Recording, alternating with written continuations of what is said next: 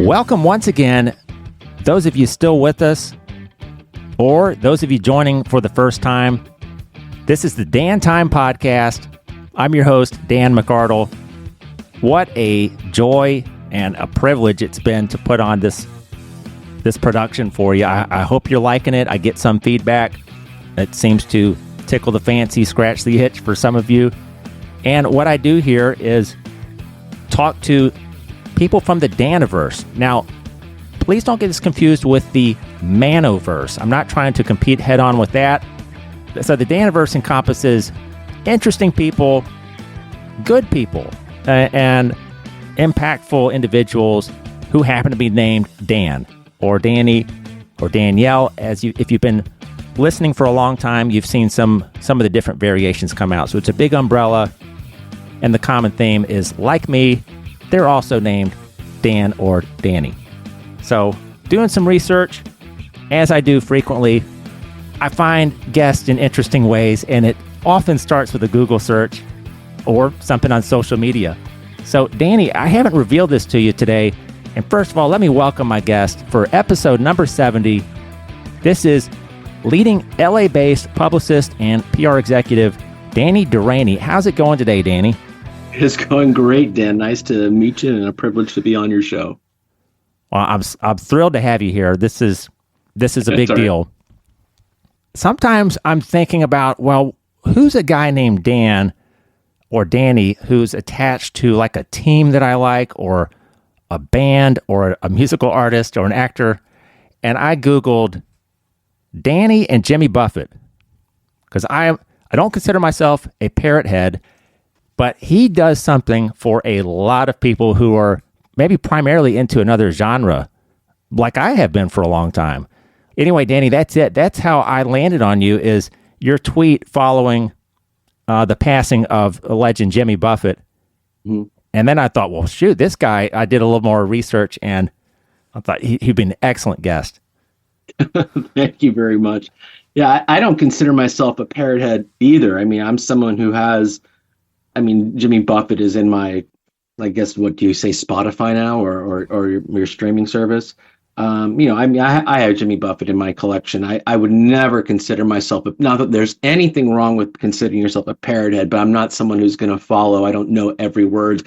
I don't know the moves, outside of maybe doing the fins thing. Right. It's not something, I wouldn't consider myself a hardcore fan. I'm an admirer for sure. But it got me thinking. Well, it led me to your social media pages, and kind of what your professional career has been all about for the past 2 decades plus. And I started thinking, wow, Jimmy Buffett, maybe there was a crisis somewhere. Maybe he said the wrong thing sometime, but man, I don't remember it. How did this guy at that level, how did he not have a huge misstep? And he had a literal misstep one time. I think he had a fall during a concert. Yeah, I don't know. I mean, it's Jimmy Buffett is one of those artists who has transcended generations. It's almost to the fact of how did this guy stay relevant? Outside of really one song that everyone seems to know, can the common person who's just a music fan name more than one Jimmy Buffett song? But here he is playing packed houses all over the world, and it's just one of those obsessions of our pop music, ocean music. I don't know what you would call Jimmy Buffett. I think golf and Western, I think, is what some people say he created that genre. Right. So, you must really love the sea as a criteria, I guess. He was able to do it for, 4 decades, 5 decades? I can't do the math, but I think 5 decades. Yeah. And he did it consistently. And he had his audience. He played to his audience. He never really changed his style. I'm sure Coral Reefers have come and gone, but he never really, he played by his own rules. And that's one of the rock and roll outlaw characteristics that I always admire in artists. So anyway, Danny is more than just a crisis communications expert, but you've been named by the New York Observer as one of the top celebrity experts in this field. His knowledge has been sought on such networks as and organizations as NPR, CNN, SiriusXM, 60 Minutes. I found something interesting in some of the biggest celebrities in culture, past clients being Taylor Swift, Justin Timberlake, Jay-Z, Beyonce, the list goes on.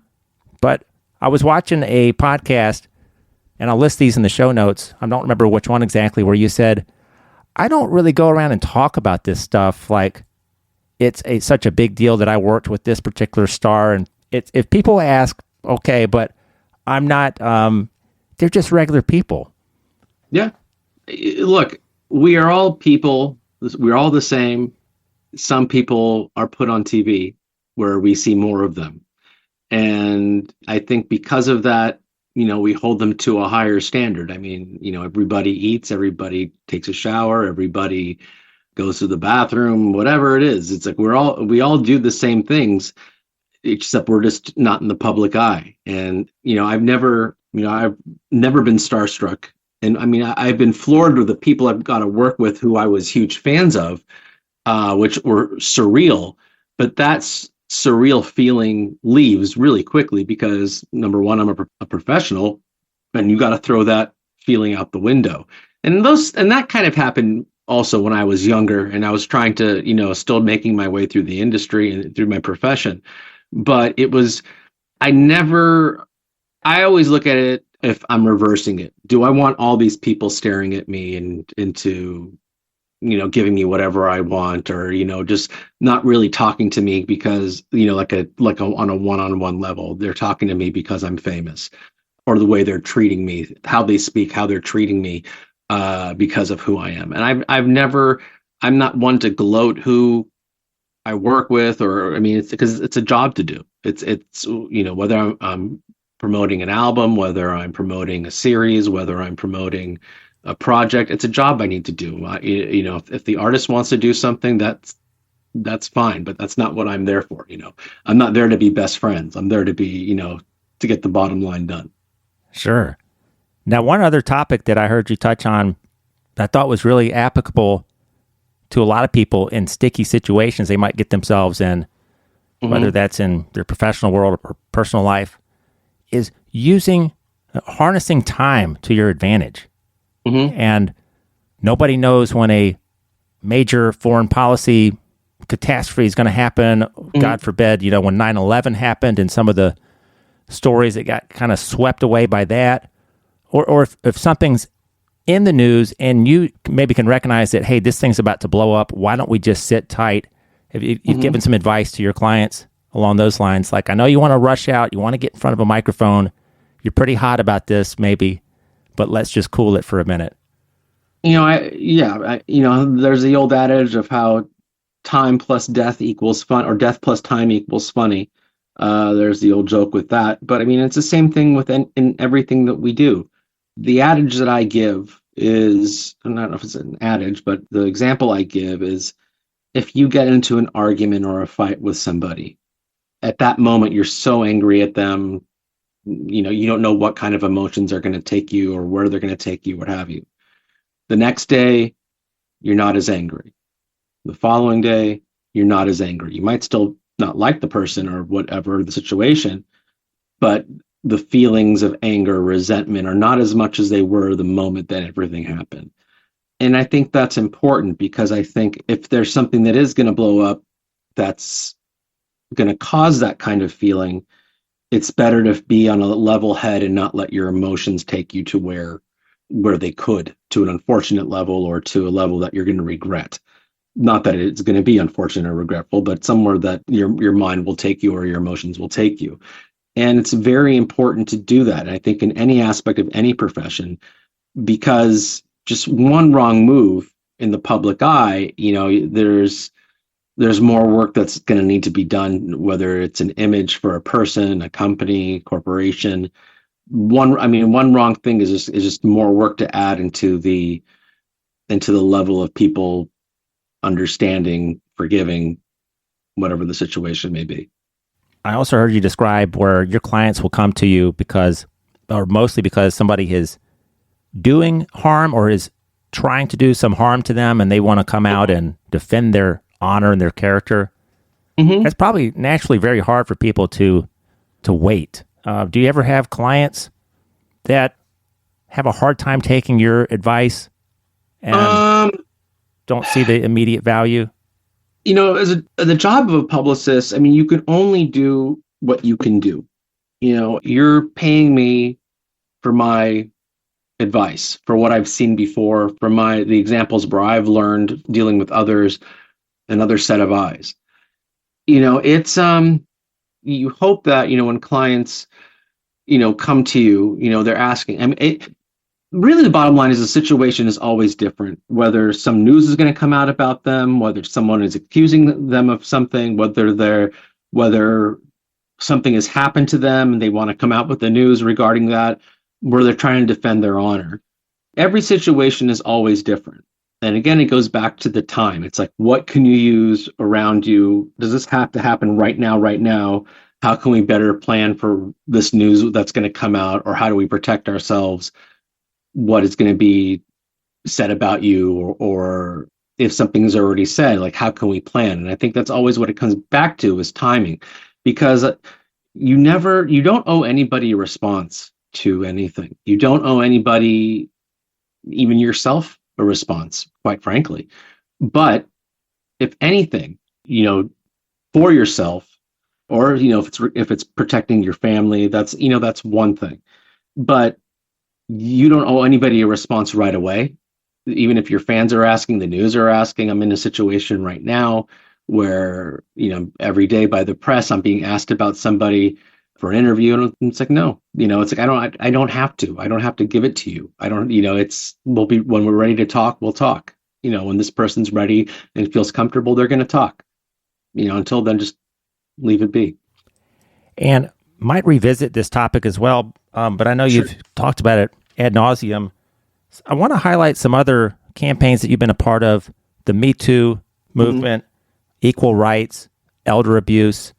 Can you talk about that and how you got involved and how those issues are important to you as well? You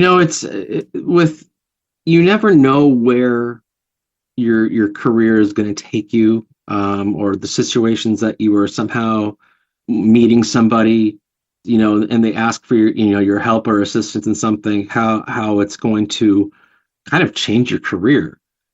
Elder abuse, like, why would that even be on my radar for anything? And what happened was I was dealing with, I befriended the child of Casey Kasem, the famous radio disc jockey. My cousin, Don Bustani, co-created the show America's Top 40 with Casey. And I befriended Kerri Kasem on Twitter saying, hey, my name is Danny. Your dad and my cousin were best friends. I just thought I'd say hi. And she direct messaged me, like, we should talk, blah, blah, blah, blah. And I had no idea what was going on with their father. No clue. She just called me up and said, oh, I have this event that I might want to work on, you to work on in October. It's like some motorcycles for charity events. I'm like, okay, sure. Call me then. And this is in the spring. It's not even summer yet. And oh, cool, that's fine.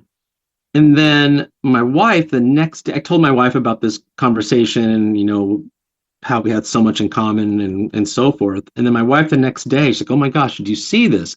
And that's when Casey Kasem, who at the time was suffering from Lewy body dementia, he was living in a Santa Monica care facility, was taken from all his meds, all his bed by his wife, and basically just took him from there without anyone's knowledge and just ran the country with him. I think in a van. I could be wrong. And nobody knew where he was. And I said, holy crap, no, I had no idea. It's like she's been sitting on this thing for whatever, and she didn't tell me. And I remember I told her, like, Kerri, do you need my help? I do crisis communication. That's part of my job. Do you need my help? She's like, oh my gosh, it's just so crazy right now. I go, Kerri, do you need my help? And, she was really didn't know what to do. I think she just felt really overwhelmed. And she's, saying, oh, it's so busy or whatever. I go, Kerri, do you need my help? Yes or no? She's like, oh, okay, what do we do? I go, you're going to turn off your phone. You're going to make your voicemail just say, if you need to contact me regarding my father, contact Danny Deraney. This is his number. And and through I think the next couple months, I mean, throughout that year, I forget what year that was, maybe 2014. Yeah, about 10 years ago. Yeah, we just had the 10-year anniversary. That's right. Throughout that time, it was just crazy. I mean, it was like one of the top national news stories for at least 2 months. And we were just constantly, trying to promote the good because, Casey's wife was doing the opposite. And it was just a really, really messy time.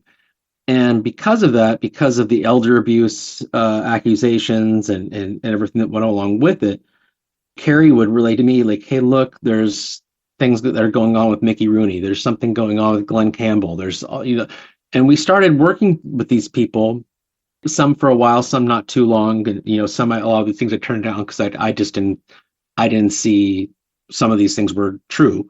But it just turned out like for the next couple of years, people who were dealing with elder were contacting me. Like I became the elder abuse guy. Like how does that happen? Like it's not on your radar, and all of a sudden, people are contacting, like help. Like so, I mean, eventually it led to the situation with Star Trek's Nichelle Nichols and all these other folks, and even people who aren't celebrities. Just parents or a lot of these kids whose new step parents is taking over and doing similar things that Kerri's father was dealing with. So it's just really weird how that comes through. As far as the Me Too movement, these are things that you always heard in the rumblings of, working in this industry. Like this person's bad, that person's bad, stay away from this person ruined my career. So it was one of those things where, for me, being a publicist, I worked on a lot of, even before I had daughters, I worked on a lot of female-oriented campaigns. I've always fought for not just women's rights, but really the person who's not being heard the most, whether it's a minority, whether it's the disability community, or I've always had a passion for those kind of voices. And I started doing a lot of work with these, like the ERA, for instance. They would come to me because they knew my work, dealing with that. And I think with the Me Too movement came, a lot of people were familiar with my work, so they were coming to me saying, hey, Harvey Weinstein did this to me, so-and-so did that to me. And not just women, men too, would come to me. And again, it also comes down to doing your research, and finding out, did this really happen? Are you making more of it than what it really is? A lot of it is, you need to do your homework on these situations. But again, it's the work that you've done, and then people coming to you later saying, hey, I know you did this. Can you help me with something similar? And that's how that happened. I've never gone to anyone in the Me Too movement and said, hey, look, I would love to work with you, on this. No, I won't do that. I mean, I'll speak up for you, but I'm not going to go and use them and say, hey, look, this is my forte. Give me your money and let's do. No, I've never done that. And I refuse to, to do anything like that. But you were one of the first to speak out on Harvey Weinstein. Is that correct? I think I was. I would not say I was the first, but I was definitely one of the first men to do that, because I knew a lot of people who had these stories, people I trust, and these accusations turned out to be true. Over time, we learned a lot about it. But yeah, I absolutely was. I don't consider myself the first at all, but I was. I know people have said that about me. I don't I wouldn't rank it or whatever, but I was very proud of that. I was very proud to step up and say, look, there are predators everywhere. This is what this guy's done. He's done it, to one of my clients, and there's other people that are out there like him, and these people should be brought to justice. Seems like there was a long period of time, certainly through the 70s and 80s and the decades before, where women didn't have a lot of representation against men like Harvey or... None. I mean, did good people exist? Absolutely. But I think women and men too, were taken advantage of during these periods because, the Hollywood casting couch is not a BS story. I mean, it existed. It's existed, before your grandfather was born. So it's and I don't usually insert a lot of commentary, but it is sad that in a woman's case, you have to have like multiple accusations against one high profile, maybe beloved male figure to really start to just chip away a little bit at his character and open up some questioning. Like it can't just be one. Certainly can't be one in many cases, or even four. It's like you always hear like now dozens of women have come out. You read that in a news report. It is a shame, but I mean, because it's true. And I remember, one of my clients, it wasn't Harvey Weinstein, it was another gentleman who wanted to say something, but she was afraid to say something. And it wasn't until she heard that Ronan Farrow was coming out with an article on somebody, and he asked me or her, I forget who he asked first, what do you know about so-and-so? And then that's when she decided to tell her story, because she didn't want to come out on her own, because she didn't think anyone would believe her. I mean, look how many people came out against Harvey. Look how many people came out against Bill Cosby. People want to hold, I wouldn't call Harvey Weinstein a hero in any aspect, but, someone like Bill Cosby, who, was, dubbed America's father, throughout the 80s, and, one of the most legendary, and I'll say it, even though what he did was terrible, one of the most brilliant comedians of our lifetime. And it's sad that we can't enjoy that anymore. But you don't want to hear those things. You don't want to believe those things about some people. And so someone's going to come out and look, there are a lot of people that are out there, and I've witnessed it myself, who have been accused wrongly. I've met people, like there's one person, I won't mention the celebrity, that they were accused of harassment. And then it turns out that, it was a bad breakup. He didn't want to be with her anymore. She came to me to bring this person down. And I go, so it's a harassment. So he was trying to date you and do all these things. Yeah. He was just terrible. And then it turns out they had a relationship. She was sending him naked photos of him and of her to him, telling me of all these things that it's finally come to light. She did all these things. So it was consensual. She said, yeah. I go, so how's that harassment? And so I stopped talking to her. It's like, so there's a lot of people, and there's bad people on both sides, where they're trying to basically bring someone down because they got their feelings hurt because he said no. And it's unfortunate that, those people exist too. And you probably saw, like you said, you see all angles of it. Mm-hmm. Somebody may have had a more or less a tryst with somebody, or a 5-week relationship, and they were no longer interested. And then it's like, you turn around and say, wait, so you want me to bring them down? And I go, do you see what you're doing to him? Who's harassing who? Who's causing trouble now? Because this person didn't want to go out with you anymore. And there's a lot of things where it's, where you saw people going out on dates. The date tried to go a little far. The person said, okay, fine, I'm not going to do anything else. And then, let me write a magazine article about it. My time with this celebrity where he tried to do this to me. It's just like, well, no, I mean, that's not what happened. So it's unfortunate that, that some of these people's names are being wrung through the mud when they shouldn't be, but the people who should be getting in trouble are getting in trouble. Now, shifting gears a little bit, your background, I didn't have an exactly similar background, but KPIX, a CBS affiliate, an intern in the sports department. Mm-hmm. I've had some episodes with people in my network where we worked at a newspaper in the sports department many years ago. Such a great time in our lives. I want to get your opinion with the World Series starting tomorrow night. Yankees Dodgers. I mean, if you're a baseball fan and you're a Rangers fan or you're a Blue Jays fan, I'm a Cubs fan, and I'm thinking this is a dream matchup. Something like 40 years since the last years. Yeah. Real quick, I want to talk about the World Series, but going back to like the Balco scandal, early 2000s, and some of those guys where you have reputations that are kind of repaired now in 2024, and then you've got some reputations that are still the same as they were back then. Like you got A-Rod is on a pregame panel doing a pretty good job. I love listening to A-Rod. And you got somebody like Rafael Palmeiro, who's kind of way back here in the past, and it was like, do you think some of the messaging with those guys that they could have done a better job?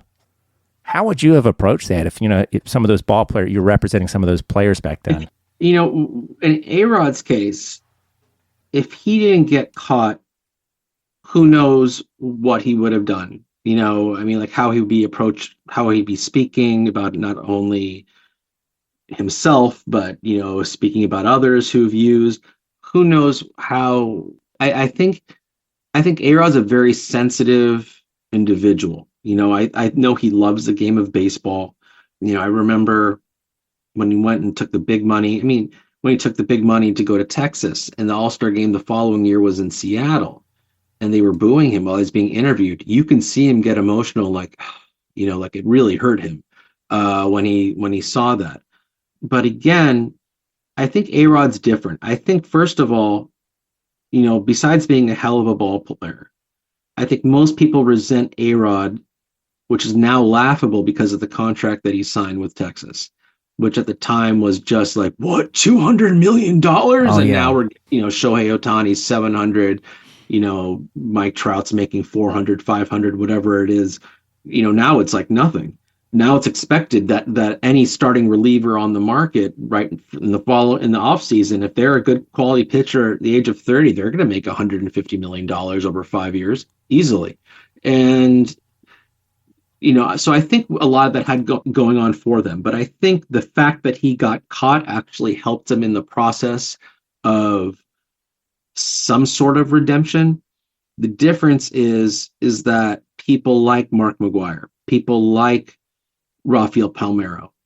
Well, Mark McGwire admitted it, but admitted it late, something we all knew what was happening. And, whereas he owned up to it, where someone like Rafael Palmeiro, Barry Bonds, Roger Clemens, none of these people have showed any form of contrition or owning up to anything that they've done.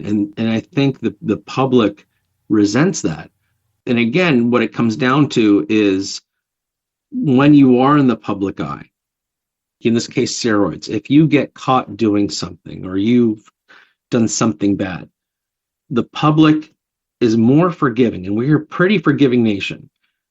The public is more forgiving if you own up to something. An example, and I'm going to date myself here, when, Hugh Grant got in trouble with the prostitute. A day or two later, he went on the Tonight Show and owned up to it, was completely embarrassed. And I think he's been nominated for an Oscar since then. He's making movies still. We still love him in things. Kristen Stewart broke up a marriage with somebody. She apologized. She owned up to it. We still see her in things. We're once we start forgiving, once we start seeing what we did wrong and analyze that we've messed up, and we can say so that we've messed up, it's so much easier to continue moving forward rather than just hiding it in and fighting it and fighting it and fighting it, which I know a lot of these athletes do. I think getting caught gives you that option for later on to be forgiven. If you're going to be a jerk about it or hold your nose up to any accusations, even though we know you did, chances are it's not going to happen. Is Barry Bonds, Roger Clemens going to get into the Hall of Fame? Maybe not in my lifetime, I don't think. They could happen, but not, at least not into the current baseball writers, this generation of writers who will no way in heck let a steroid user in. But again, if you've owned up to some of the problems that you've had, I think it would be a lot easier for them to get accepted back into the conversation. Hugh Grant, I'm remembering now, it was like a case study in how to do this. Right. He walked in there. I think Jay Leno asked him, what the F were you thinking? And he just sunk in his chair and just shook his head, and just everyone was laughing at him. He got cojones to go on the biggest show in the country and basically admit that he messed up. And he hasn't looked back since. Has not looked back since. Have you ever met with celebrities and you start taking notes, or you notice things about their personality style and you think, look, I know we can beat back on this because you're likable. You can show remorse, or do you ever meet people and you're like, wow, this is going to be tough because he's pretty icy, and I don't think he's contrite, and I don't know going on TV if he's going to look too hot either. It really depends on what's happening with that person. When it comes to crisis communications, I mean, I get a lot of different situations, and it's so important for you as a publicist, as a PR pro, and not just my profession, any profession, and also yourself. You have to remember, and I hate even saying this term, but you are your own brand. Okay? You are going to look 100 years from now, no one's going to remember us. While we're here, they are going to remember us. And you've got to take care of yourself and take care, of your own business to make sure that what you're getting involved with is the right decision. So anytime I am given or someone comes to me, needing my help in that regard, I will do research on them, or I will ask for any kind of proof that shows me that that's the case, that okay, I have to believe you, that I want to fight for you. And I've got to see proof, not that the proof that you provide me, but I'm going to, I got to do my own research, read news stories. If they know someone else, maybe contact another person and find out, what that person's all about, and you don't have to agree with me politically. You don't have to agree with me socially. We don't have to be best friends. I got to know that you're just a legit human being who's messed up or did not mess up, and you're fighting for yourself. And here's, with the following reasons why. That to me is the most important thing. So it's hard really to pinpoint, but when it comes down to is making sure that if someone's going to come to me and they want some kind of mess cleaned up, you've got to make sure that you're doing your own work, and you got to make sure that that person or whoever is who they say they are. Switching gears again here, I want to touch on this. Pretty exciting with the World Series coming up, and I know you called out. Well, let me back up a little bit. So this was a fun story that you told, and I don't want you to rehash the whole thing, but growing up, you thought you were French, and turns out you're Armenian, Lebanese, and Italian. Right. We've got a couple, and I know I think on an X post, you're celebrating a couple Arab Americans, Lauren Jabara and Lauren Shahadi. Yeah. Who both do an excellent job. Excellent. I love Lauren Jabara's joy. It just comes across naturally. She's just excited to be there. She's magnetic. Couple ways I want to come at this. How excited are you to see figures in sports where we're moving past just, okay, here's the first female, here's the first Indian American, but we're kind of shattering all of those barriers. It's wonderful. I mean, look, it's not just two Arabs, it's two Arab women. And it's beautiful. It's wonderful to see people getting great jobs that deserve it. People that may not look like you out there reporting the news. It's just a beautiful thing. I mean, growing up, like the only Arab on television was Danny Thomas, and that was reruns. It was of whatever show he was on. I mean, and I was. I mean, that's the 1950s and 60s. It's way before my time. So, I mean, not crazy before my time, but you just don't see it. You just never saw it. So, I mean, just to see two, one, let alone two people out there. I mean, that just, that warms the heartstrings. It's just like, it's such a wonderful thing to see, that people who don't always look like you, or the people that you associate with, getting gigs like that. I love it.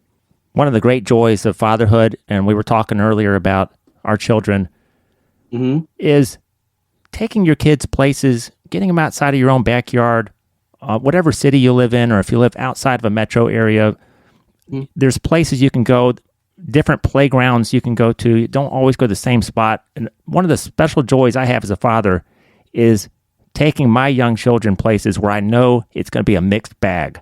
Like they're...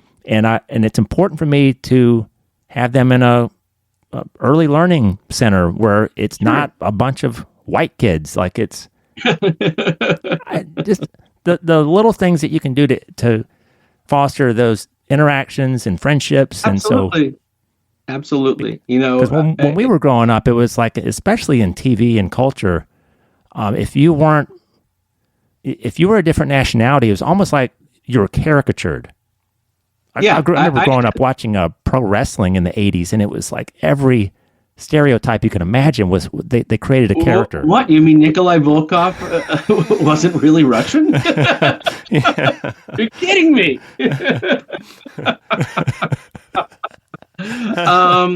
No, it's funny. I actually did a college paper on that once about how, and this was in the 90s, about how if there's a foreigner on television, he's usually some kind of caricature or a joke. Or it's the bad guy.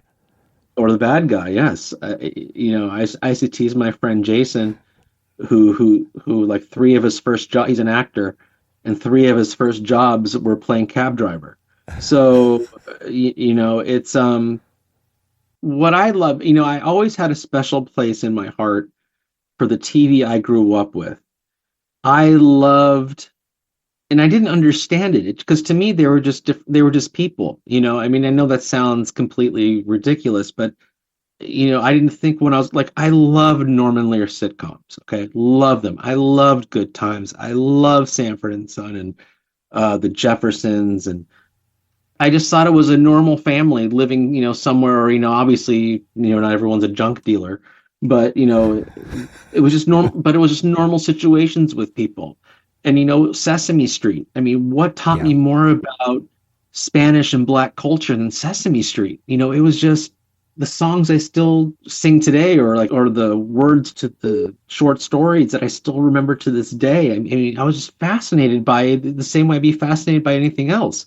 I think we were, for our age, Gen X culture, I mean, it was the perfect time of acceptance. Here I am watching Sesame Street or these Norman Lear shows, where 10 years earlier, there wouldn't be 3, 4, 5 shows with the entire Black cast.